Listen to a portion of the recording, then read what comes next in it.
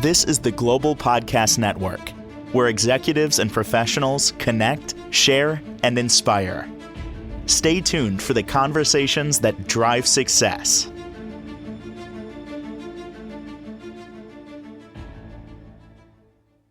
And welcome back, everybody.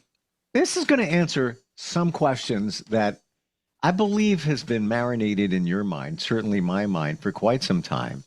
And that is, where did disease come from? We all want to be healthy. We want to live, as long as possible. We want our loved ones to be around.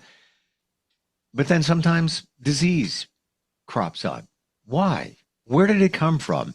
There was a time where people would put a lot of weight on genetics, and then more and more we hear that genetics really doesn't play that much of a role. Maybe it's under 10%, under 5%, whatever it might be.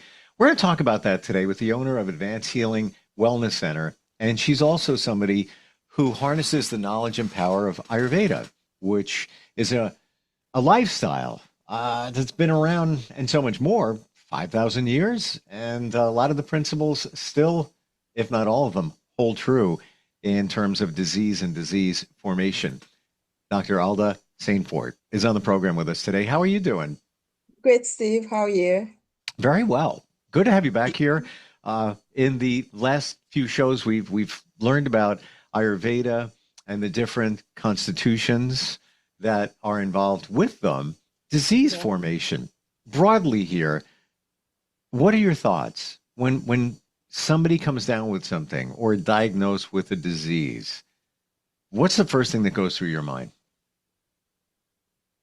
Well, we know in Western medicine, the diagnosis of diseases is done through biomedical. It's a biomedical model, and they focus on physical, the biochemical itself, and genetic factors.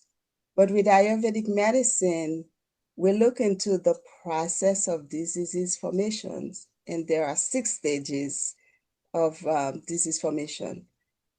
And before the disease is formed, it goes to a process of accumulating. And in the stage of accumulation, it's called Sanchaya. It's in the site of the constitution.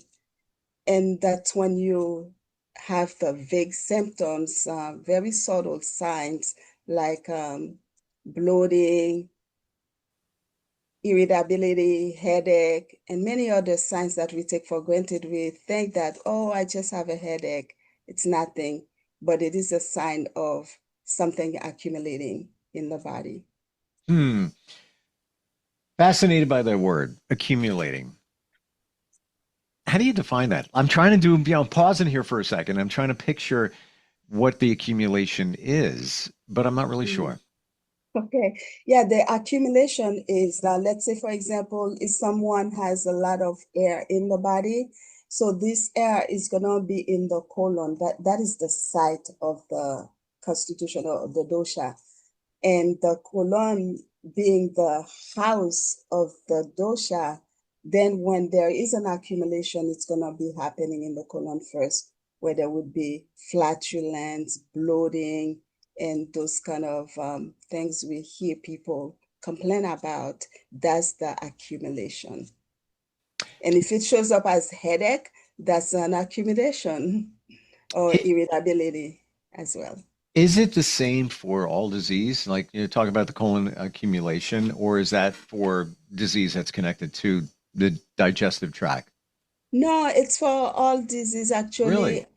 All diseases that are chronic, they start first with that stage of accumulating. Whoa. That is the first stage. So are we to believe that, and adjust and correct me here, the potential of maybe disease accumulating in your body, the first sign, a chronic disease could be bloating, gassiness. Is it safe to say that and I'm not just talking about digestive situations, another type of cancer, whatever it might be, that there's a good chance you could be having those symptoms? Yes, absolutely. Absolutely. Wow.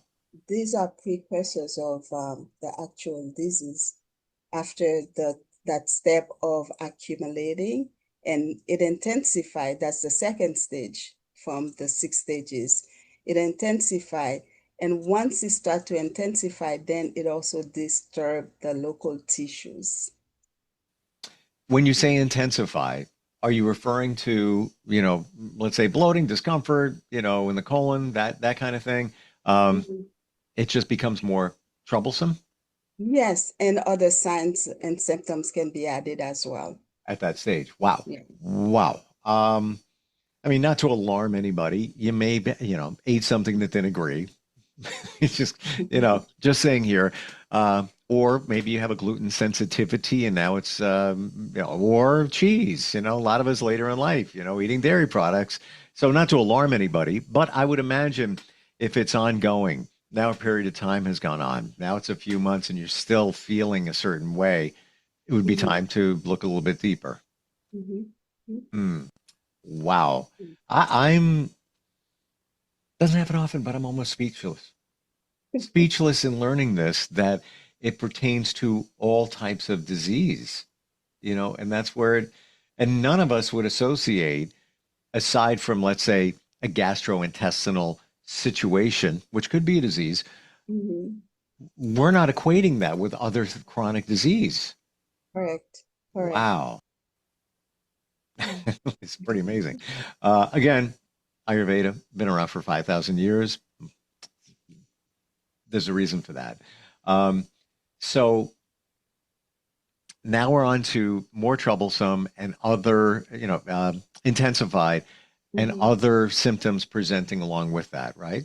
Mhm. Yes, yes. Hmm.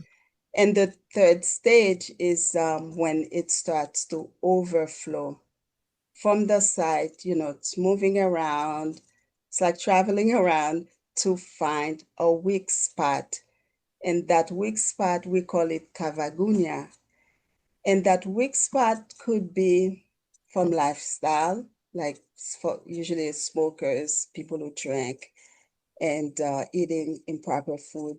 Or it could be something as simple when you were a little boy, you were playing and you fell down and you hurt your elbow or hurt yourself somewhere. Or there could be some sort of emotions, anger you hold in the body, sadness, all those other emotions.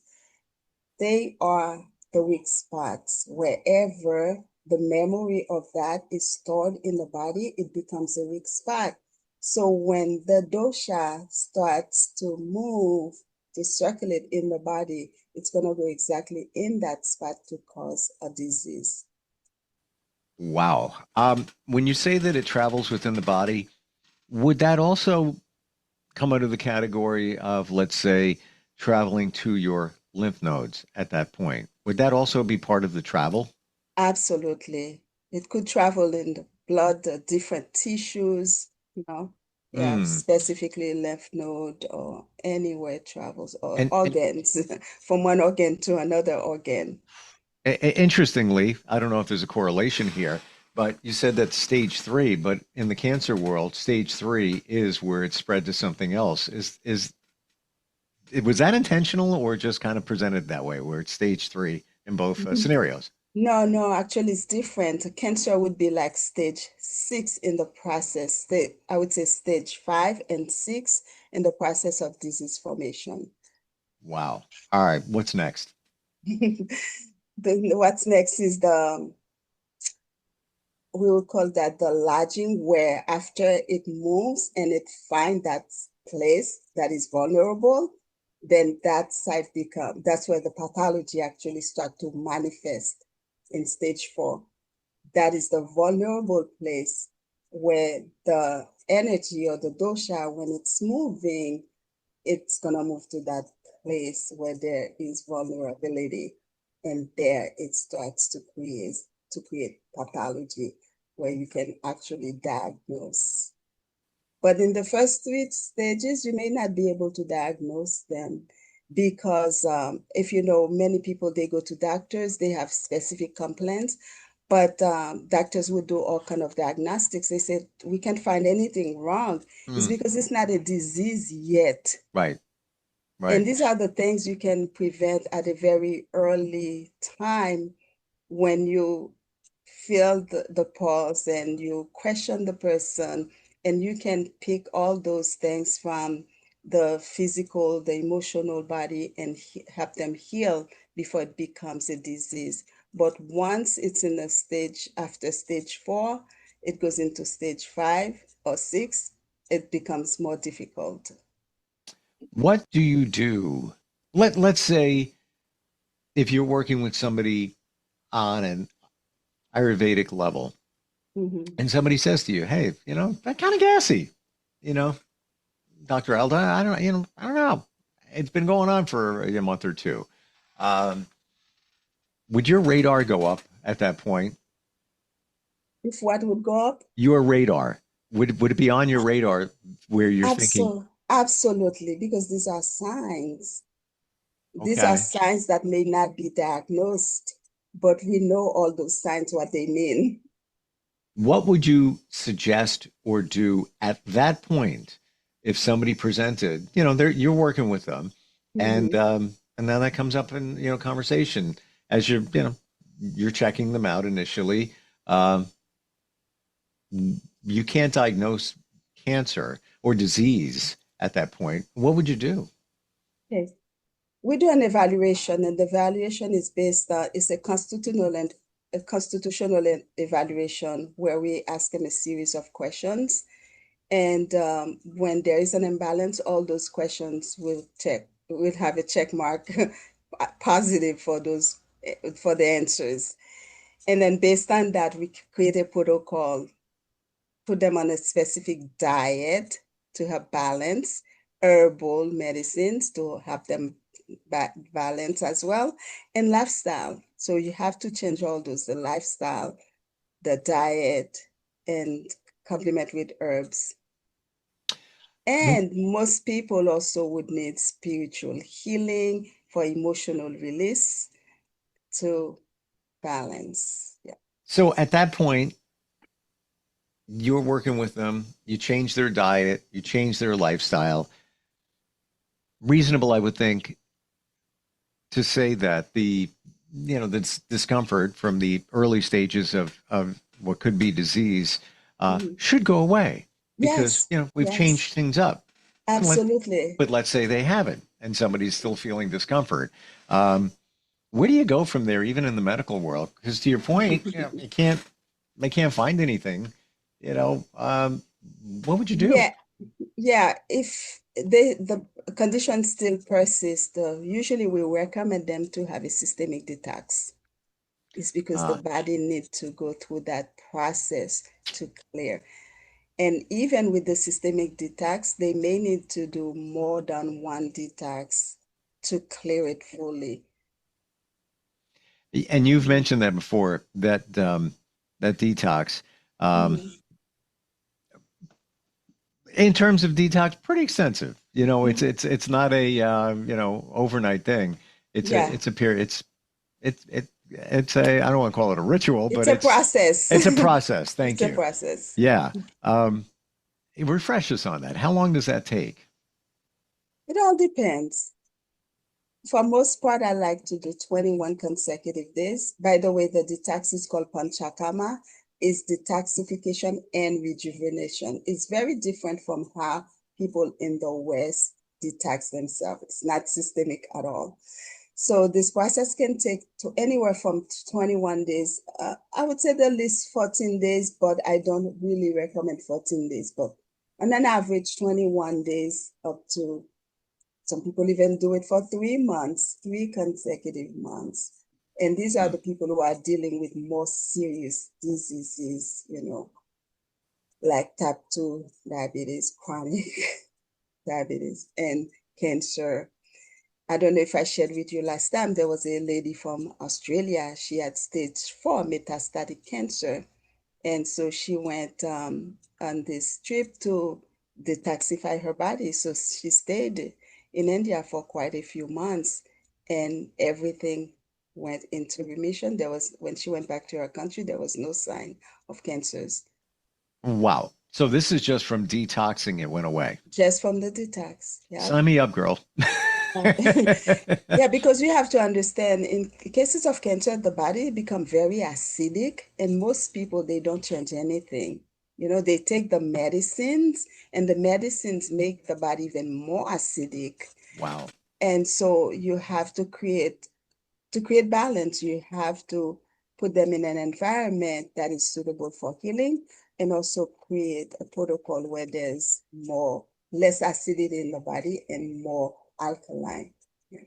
I I don't run deep with this, but even when it comes to cancer, I've heard even recently that Mhm. the reason cancer is taking place is your body is fighting something. That's why Yes, there's a tumor, and that's why it's contained everything inside yes, this tumor.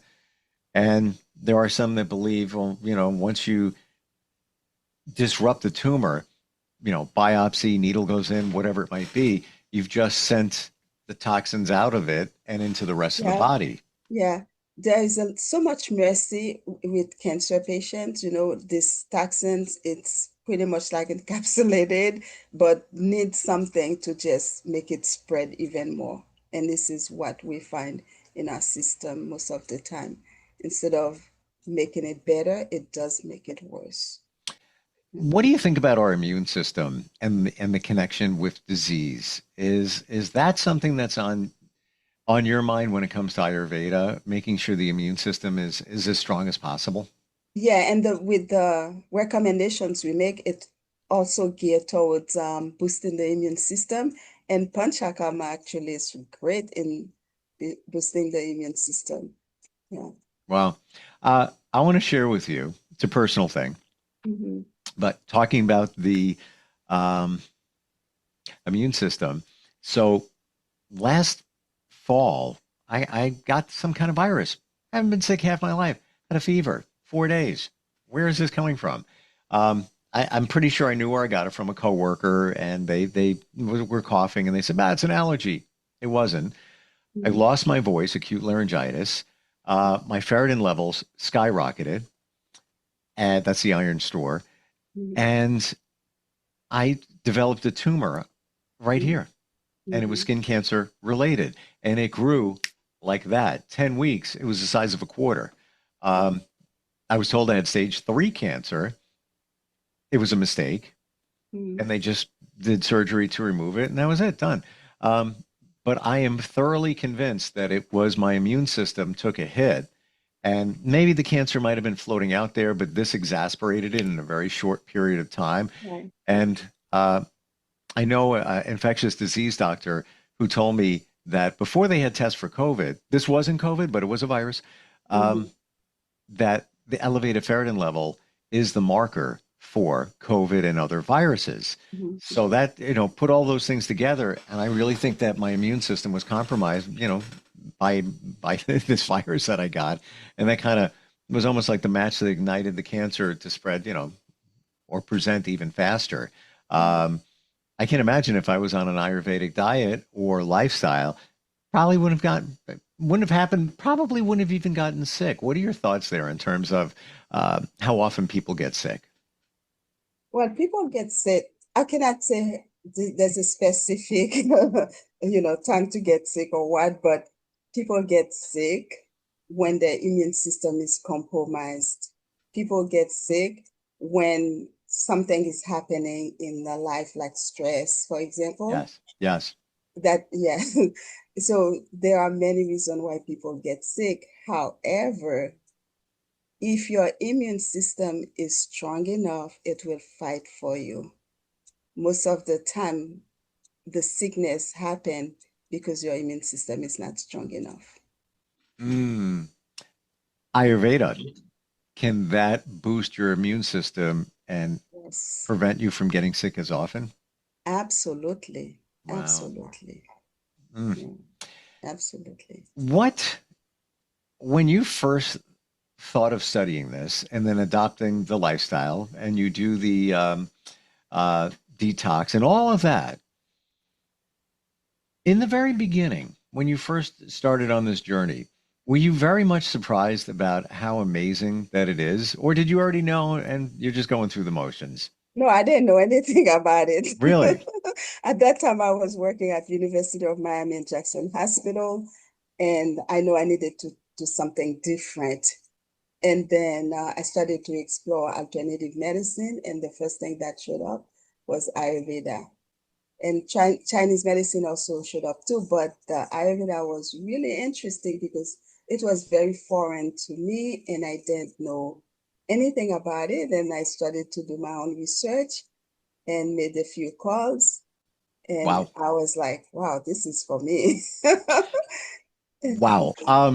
A lot of the principles I see here, because I look into Chinese medicine as well, that they're very similar. Would you say that?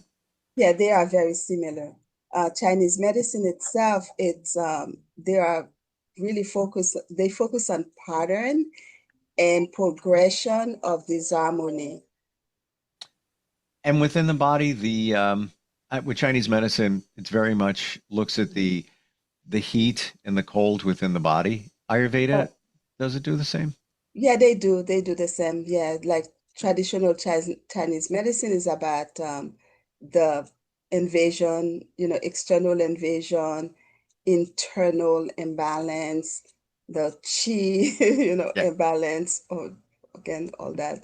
And with the chi, blood and fluid imbalance, and the yin yang imbalance. So that's the Chinese medicine focus. So within Chinese medicine, it's believed that you should never have cold beverages Yes, and not and it's the very hot same either. yeah, and it's the same with Ayurvedic medicine too. Really? It's only in the Western countries I see people drinking cold beverages, especially after a meal, and that's another killer, you know. How bad is it to have a cold drink? Yeah. What are your Because thoughts? the digestive system needs heat to process food after we eat. So when we have a cold drink, we extinguish that fire, the digestive fire, and it causes stagnation. What does And that stagnation do? the stagnation is the metabolism system doesn't work properly to digest the food. And so that can cause accumulation. First, it goes in anything that is not digested in terms of food intake. It goes into the process of fermentation. And after fermenting in the body says, oops, this is toxic for me. So they're going to send it to like accumulate too large on the adipose tissues because it's recognized as toxins. And this is the same toxins that build up, accumulate over time, causes diseases, causes weight gain, all kind of stuff that we're dealing with. My gosh. Scale of 1 to 10, Mhm. 10 being don't ever drink a cold beverage again. Bad idea. Not good. Scale of 1 to 10. Where would you put this? I would say nine. The one would be, let's say, for example, if you are outside on the heat and you're very hot and you're sweating or you're working out, you really need it, you could take a few sips of cold water or any cold drink, but not making it like a part and drinking that frequently or every Gotcha. day after a meal. Yeah. Yeah. So what I'm getting from you is don't even think about having a cold beverage with a meal. If you want to have a one-off, it's hot out or whatever, refreshing, it's Yeah. okay, but not with a meal. That will mean absolutely. And also, if you have a constitution of Pitta, which is fire, you can have cold beverages too because you have a lot of internal uh, heating, but not with a meal. Wow. Learned a lot today. Got to tell you. Wow. We always do whenever you're on here, but this is surprising. And this is what you do if somebody's looking to change their life. Again, this has been around for 5,000 years because it works and keeps people healthy. Best way to find you, how do we do that? I am in Pembroke Pine, Florida, and you can find me at Advanced Healing Wellness Center. www.ahwcenter.com. And my phone number is 954-900-1535. And you can do this virtually too, right? Virtually, yes. We do virtual consultation and evaluation. Thank you for everything today. Thanks for even putting some more spotlight on even the cold beverage. These are the things, we hear these things, even about cancer. Eye opener today, and I appreciate it. Thank you. You're very welcome, Steve, and thank you for having me. We'll be right back. This is the Global Podcast Network, where executives and professionals connect, share, and inspire. Stay tuned for the conversations that drive success.